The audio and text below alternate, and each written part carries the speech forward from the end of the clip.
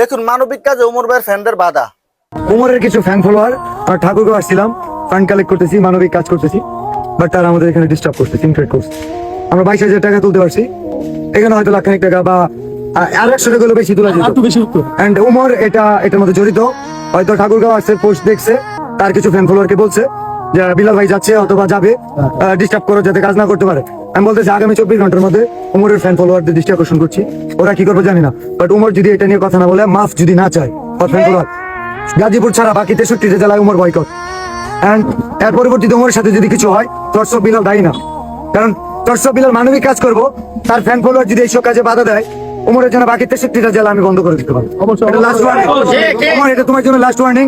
বাকি 63 জেলা তুমি পা রাখতে পারবে না। তোমার ফ্যান ফলোয়ারদের এখনো সময় আছে, তুমি বলবো আগে তোমার মানুষ হওয়ার দরকার, তোমার আগে মানুষ হওয়ার দরকার, ঠিক আছে?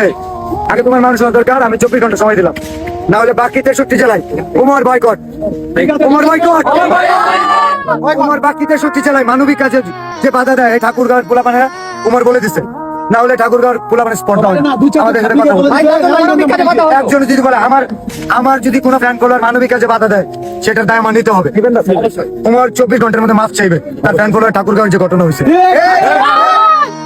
আর যদি না হয় গাজীপুর তার এলাকায়, এটা ছাড়া বাকি 63 জেলায় উমরকে ওপেন চ্যালেঞ্জ, আমি বয়কট। কারণ উমর প্রবেশ করতে পারবে না বাংলাদেশের কোনো জেলায়। এটা চ্যালেঞ্জ না, এটা মানবিক কাজে বাধা দেওয়ার জন্য তার শাস্তি।